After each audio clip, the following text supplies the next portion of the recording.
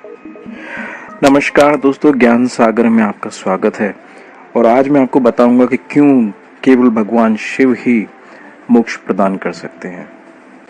आपके मन में ये प्रश्न जरूर आएगा कि त्रिदेवों में यानी कि ब्रह्मा, विष्णु और महेश में हर कोई ही मोक्ष देने की शक्ति रखता है, तो मैं भगवान शिव को ही क्यों बता रहा हूँ। तो दोस्तों, इससे पहले कि हम त्रिदेवों की बात करें, हम उस परमेश्वर के बारे में हमें जानना बहुत जरूरी है जो निर्विकार परब्रह्म, वो महान शक्ति है जिनको शिव पुराण में और लिंग पुराण में परमेश्वर और सदाशिव कहा गया है। और उन परमेश्वर के जो कार्य हैं उनको समझना बहुत जरूरी है दोस्तों, अगर हमें जानना है कि क्यों केवल भगवान शिव ही मोक्ष दिला सकते हैं। तो उन परब्रह्म सदाशिव निर्विकार शक्ति के 5 मुख्य कार्य, 5 मुख्य लक्षण है दोस्तों, जिसमें से पहला सृष्टि, जिसमें इसका अर्थ है कि जिसमें सृष्टि का निर्माण होता है, जिसमें सारी दुनिया बनाई जाती है, ये परमेश्वर का पहला काम है। दूसरा, सृष्टि का पालन करना। तीसरा, सृष्टि का संहार करना। चौथा, तिरोभाव। तिरोभाव का मतलब होता है इन संसार में प्राण की पुनः उत्पत्ति। और चौथा दोस्तों, अनुग्रह, इसमें भगवान मोक्ष देते हैं। जब उन सदाशिव परब्रह्म परमात्मा ने त्रिदेवों को बनाया, जिसमें ब्रह्मा, जिनका कार्य सृष्टि का निर्माण करना निर्धारित किया गया, तो उनको दोस्तों उस 5 शक्तियों में से एक शक्ति, इसका कार्य निर्माण कार्य था, वो दिया गया। भगवान विष्णु जो कि सृष्टि के पालन करता है, उनको परमेश्वर की दूसरी शक्ति, पालन की शक्ति दी गई।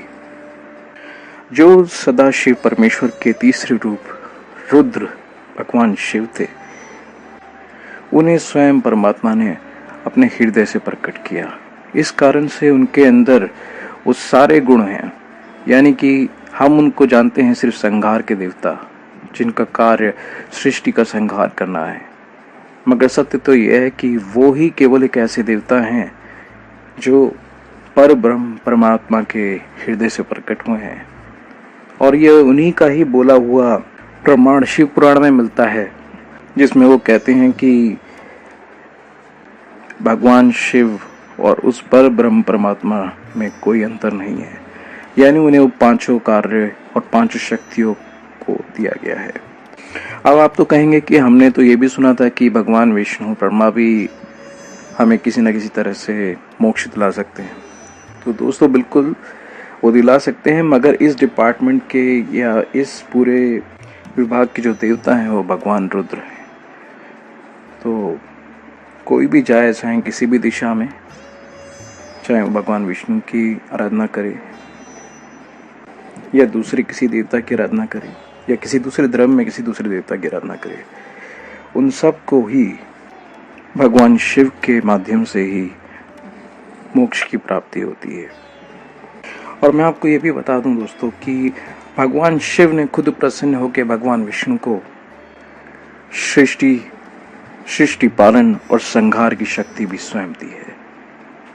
दोस्तों, ये सारी बातें मैं आपको लिंग पुराण और शिव पुराण के प्रमाण से बता रहा हूँ, तो इसमें ऐसा कुछ भी नहीं है कि मैं आपको कुछ ऐसी बातें बता रहा हूँ जो कहीं भी नहीं हो, वो आप खुद भी देख सकते हैं।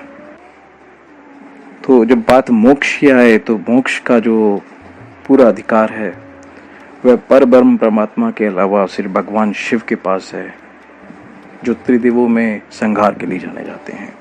ये उसी की तरह है दोस्तों, जैसे कि किसी डिपार्टमेंट में बहुत सारे अधिकारी हों या मंत्रालय में बहुत सारे नेता हों, मगर जो सबसे विशिष्ट अधिकार जो होता है वो या तो राष्ट्रपति के पास होता है या प्रधानमंत्री के पास होता है।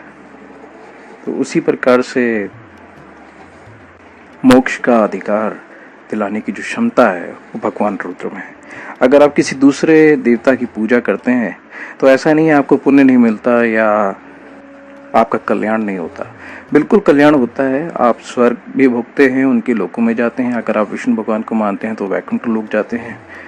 किसी कारण से ब्रह्मा जी की कृपा आपको मिलती है तो आप ब्रह्मलोक जाते हैं। बाकी देवताओं को प्रसन्न करते हैं, अपने कर्मों को अच्छा रखते हैं तो आप स्वर्ग लोक जाते हैं। मगर मोक्ष के लिए जो अधिकार है वो सिर्फ पर ब्रह्म परमात्मा सदाशिव या देवों के देव महादेव के पास ही है। तो दोस्तों, मुझे उम्मीद है कि कहीं ना कहीं कुछ भक्तों के मन में ये प्रश्न जरूर रहा होगा कि मोक्ष कैसे प्राप्त करें और कौन दे सकता है।